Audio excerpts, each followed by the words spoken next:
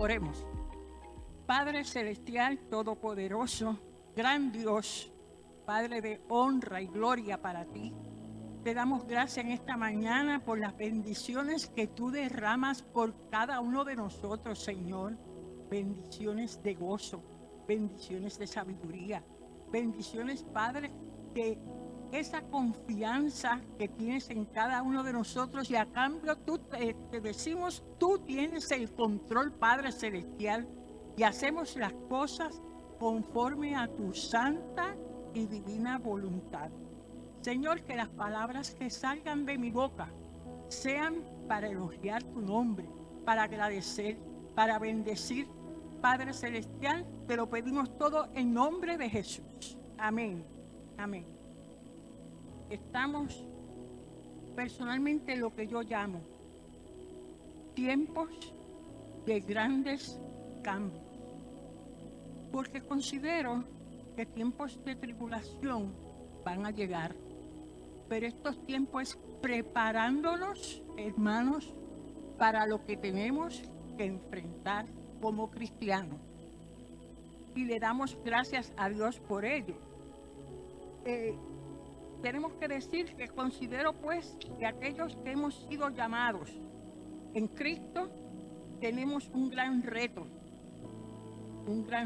que es el título de lo que mi tema en esta mañana: caminar en sabiduría.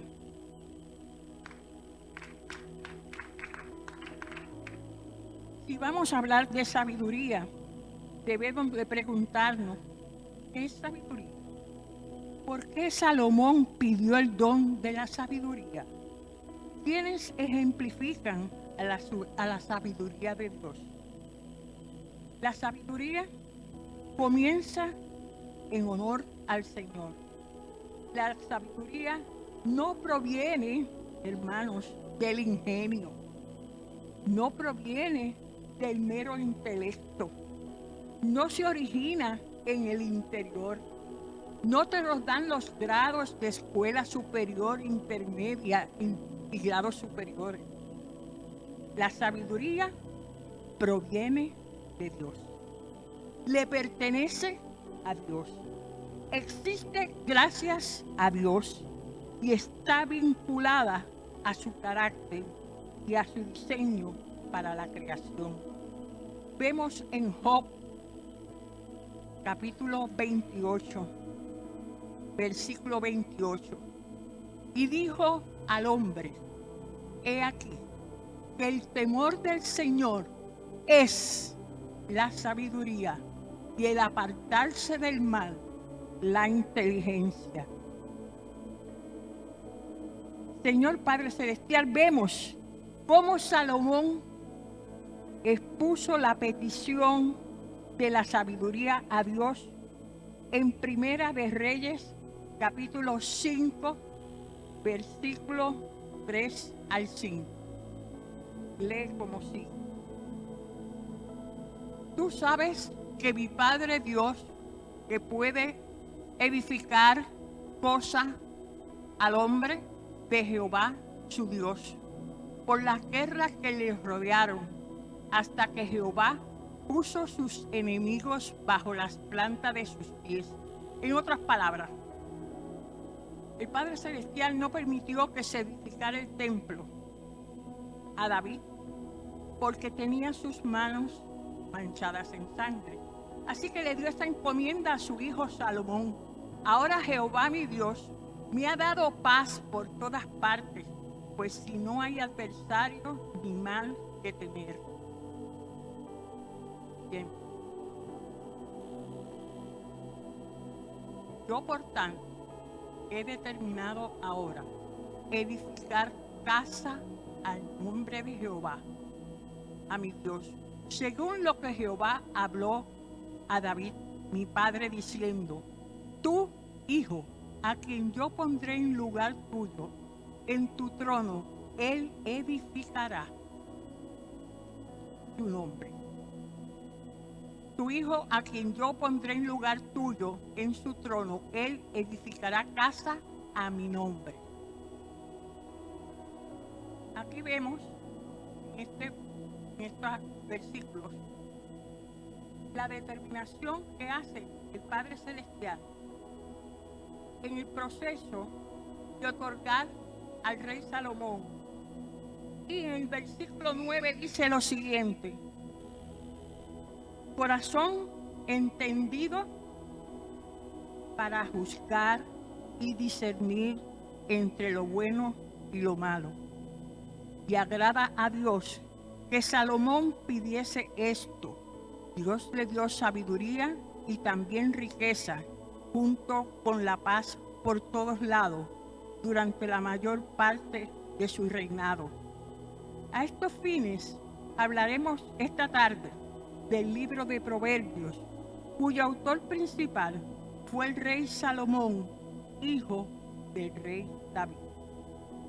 Un proverbio es un dicho conciso, contundente, breve. Podemos ver como, por ejemplo, una frase que nosotros utilizamos que dice: donde manda capitán, no manda marinero. Significa que cuando existe autoridad o liderazgo evidente, el subordinado debe obedecer. Otra frase podría ser: a palabras necias, oídos sordos. Esto implica que comentarios improductivos es mejor no prestar atención. Sin embargo, los proverbios bíblicos son ricos en significado práctico, que afirma una sabiduría popular transmitida oralmente de generación en generación. En el libro de Proverbios observamos que la sabiduría es personificada. Del capítulo 9 que vamos a leer en esta mañana, vemos que la sabiduría es personificada con una figura femenina que clama a las personas para que sigan el camino del entendimiento y la justicia. Aparece en varios pasajes donde se le describe como alguien que ofrece consejo, conocimiento y vida a quienes lo buscan.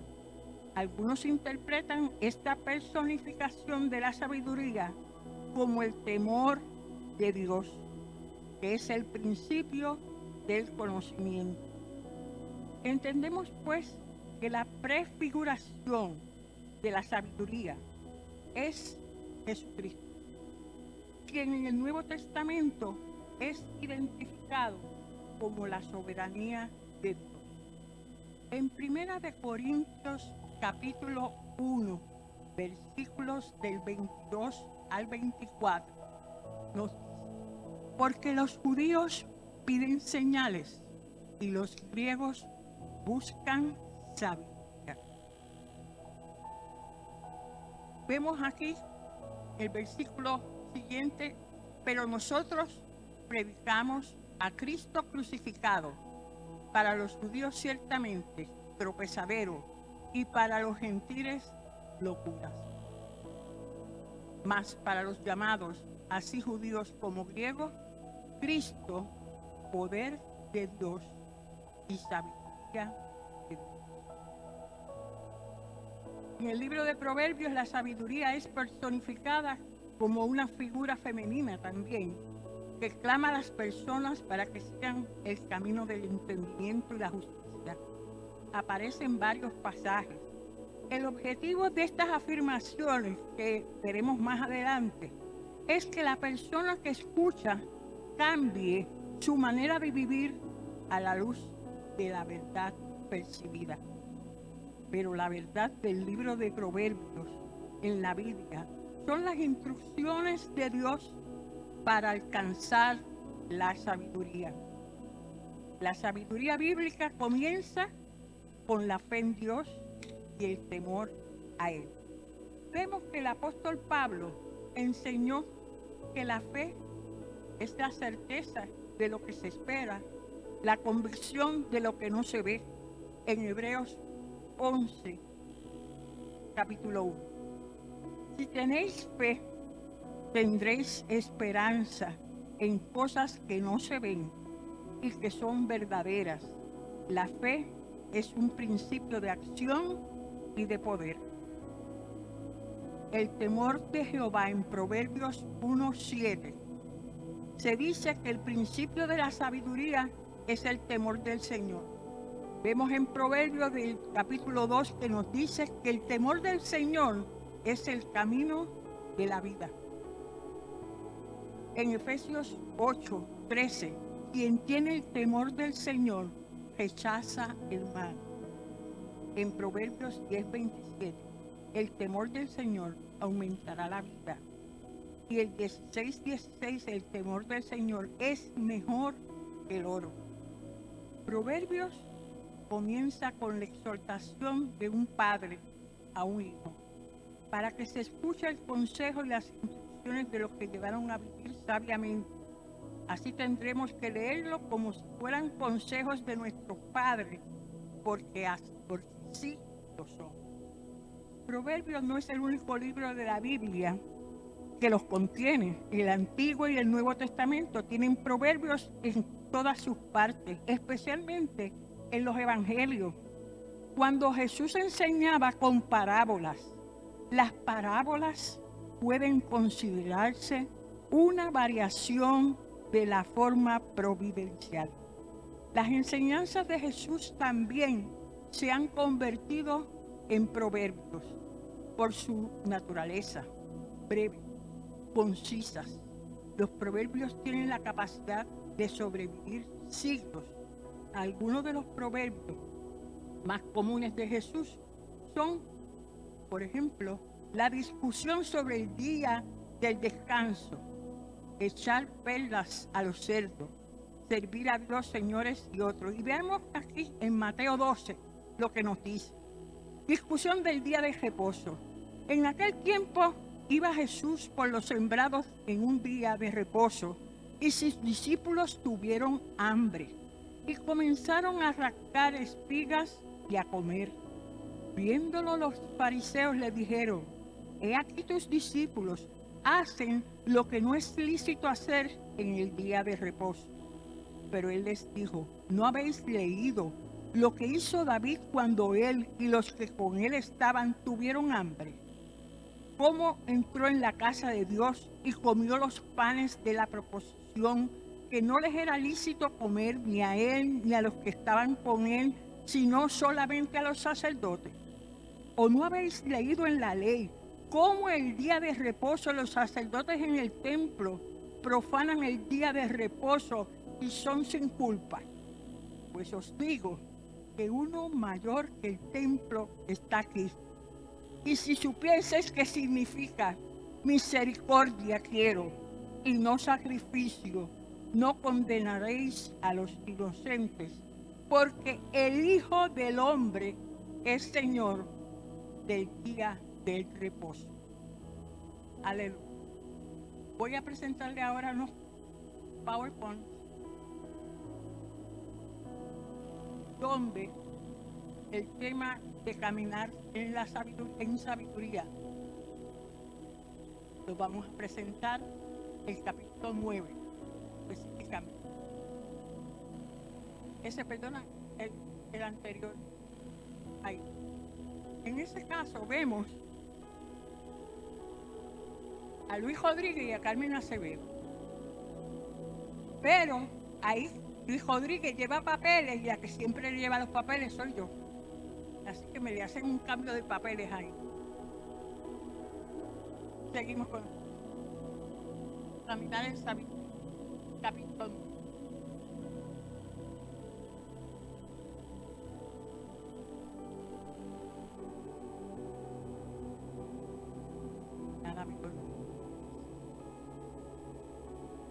Vemos capítulo 9, nueva traducción viviente. Le habíamos dicho que se personifica la sabiduría como una mujer. Y aquí empezamos. La sabiduría edificó su casa, labró 7 pilares. Fíjense qué interesante, porque nos está diciendo aquí que la sabiduría, que es Cristo, quien construye la casa. En este caso vemos cómo Salomón había terminado ya el proceso de la construcción que se le había dado del templo. Así que tenía la mentalidad todavía del proceso de la construcción, pero más aún podemos decir un verso bíblico de Juan 14, 2, que dice: en la casa de mi Padre muchas moradas hay. Si así no fuera, yo os lo hubiese dicho. Voy, pues, a preparar lugar para los otros. Así que vemos que extraordinario este proceso donde Cristo nos da una promesa que va a ser morada por cada uno, para cada uno de nosotros. Vemos aquí en este proceso, más adelante lo podemos concluir, cómo Cristo y el pecado rivalizan. El objetivo es poner de frente a nosotros ante la vida y la muerte, el bien y el mal. Es urgente que pidamos decidir a dónde deseamos ir.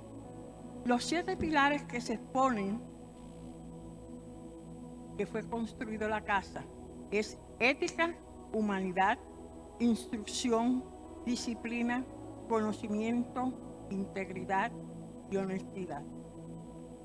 El versículo 2 dice como sigue: preparó un gran banquete, mezcló los vinos y puso la mesa. Un banquete en que ha preparado una mesa. Cristo es el sacrificio y ese sacrificio es el banquete. Esa carne, ese pan, se ha convertido en su cuerpo y el vino es su sangre. Esto es la Santa Cena. La Santa Cena que proclama la vida sacrificial de Cristo, la muerte, la resurrección y la esperanza de la segunda venida. Cristo ha preparado este banquete para ti en el día de hoy. La mesa está servida con gracia, con perdón, con un sacrificio, con una salvación, y ser parte de esta cena es un manjar para el hombre. Todo lo que necesitamos, Cristo lo ha preparado. Versículo 3. Envió a sus sirvientes para que invitaran a todo el mundo. Ahora convoca desde el lugar más alto con vista a la ciudad. Es una mesa preparada y esos sirvientes somos nosotros, tus hijos, que venimos a servir el cuerpo de Cristo, que fuimos llamados a la mesa del Señor. Mateo 22:2 nos dice que el reino del cielo también puede ilustrarse mediante la historia de un rey que preparó una gran fiesta de bodas para su hijo. El versículo 4 dice: entren conmigo, clama a los ingenuos y quienes les faltan buen juicio. Aquí vemos: vengan, disfruten mi comida y beban el vino que he mezclado. Dejen atrás sus caminos de ingenuidad y empiecen a vivir, a aprender, a usar el buen juicio. Aquí vemos la segunda mujer que representa el mal. Invita a los jovencitos sin experiencia, ingenuos, que les falta entendimiento, y les dice: vengan conmigo, vengan a gozar de mi banquete, beban del vino que he preparado. Si realmente quieres vivir, déjense de tonterías, de sus caminos de ingenuidad, y aprendan a vivir, a usar el buen juicio y actúen con inteligencia. El que reprende a un burlón, los que llevamos el evangelio por las calles, escuchen este mensaje. El que reprende a un burlón recibirá un insulto a cambio. El que corrige al perverso saldrá herido. Por lo tanto, no te molestes en corregir a los burlones. Solo ganarás su odio. En cambio, corrige a los sabios y te amarán. Instruye a los sabios y se volverán aún más sabios. Enseña a los justos y aprenderás aún más. El temor del Señor es la base de la sabiduría. Conoce el santo y da por resultado el buen juicio. Versículo 11. La sabiduría, nos dice, la sabiduría multiplicará tus días y dará más años a tu vida. Así que estamos diciendo, si quieres vivir más años, busca sabiduría. Pídele al Señor una sabiduría fresca todos los días, en oración, porque nos dice la palabra que tenemos que pedir sabiduría y revelación en el conocimiento de Él. ¿Por qué? Porque Dios conoce todas nuestras necesidades. No tenemos que estar pidiendo carros y casas. Hermanos, lo que tenemos es que pedir sabiduría, porque Él nos dará lo que nosotros necesitamos.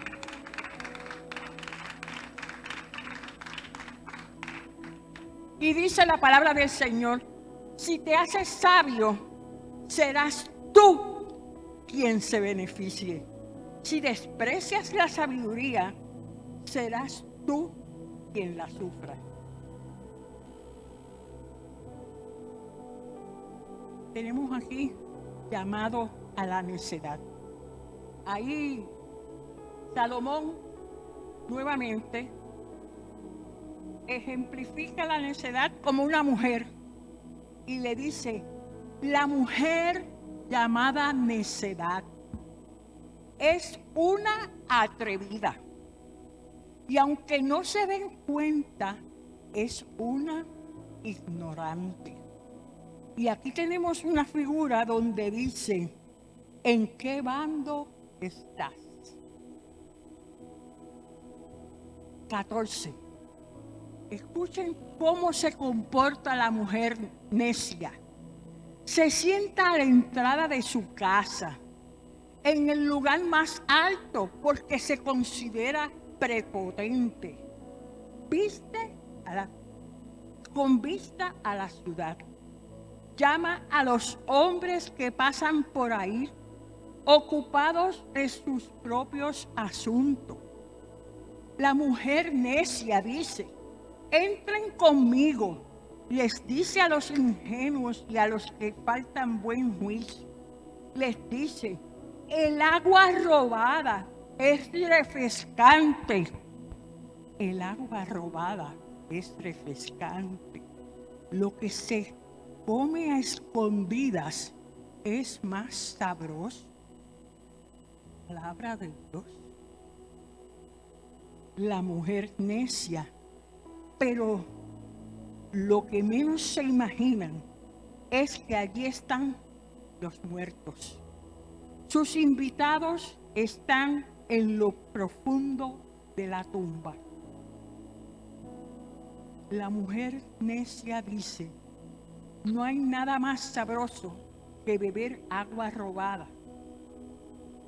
Pero agua robada, dice la mujer necia. Pero estos tontos no saben que esta casa es un cementerio. No saben que sus invitados están ahora en el fondo de la tumba, en el Seol. En el capítulo 9, que consta de 18 versículos, vemos cómo Cristo es la sabiduría y el pecado es la mujer necia, que son rivales. Desde el capítulo 1 vemos a un Cristo haciendo la invitación para el banquete de la Santa Cena. El banquete es el reino de los cielos y la Santa Cena es el sacramento y el medio de gracia. Sacramento y medio de gracia, porque es el Espíritu Santo el que nos capacita para nosotros entender ese sacrificio que hizo el Padre Celestial para darnos a nosotros la salvación de nuestras almas. Pero cuando vamos al capítulo 13, vemos a Satanás como la mujer insensata, para hacernos una invitación que nos llevará a la pérdida del alma. Jesús les dijo: yo soy el pan de vida. El que a mí viene nunca tendrá hambre, y el que en mí cree no tendrá sed jamás. Aleluya. Hermanos, si a alguno le interesa la salvación de su alma, tenemos que repensar cuál camino vamos a seleccionar. Si el camino de la mujer insensata o el camino de Cristo Jesús, quien nos ofrece a nosotros un camino de amor, de comprensión, de dedicación, para que nosotros podamos entender cómo es lo que vivir una vida agradable en el Señor. Señor Padre Celestial, entendemos que esta oportunidad es una oportunidad para que cada uno reflexionemos el tipo de vida que hemos decidido estar y vivir. Estamos viviendo unos momentos de grandes cambios, hermanos, de grandes cambios, y no necesariamente podemos decir que somos pesimistas, pero lo estamos viviendo.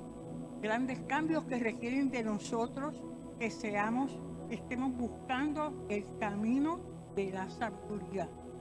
Que nuestro conocimiento esté dirigido a tener un temor de Dios constante, que no es el concepto de temor de decir que le tengo miedo, sino de reverencia a su nombre, de respeto, de amor mutuo, de entender y poder estar con nuestro hermano como si fueran nuestras propias necesidades.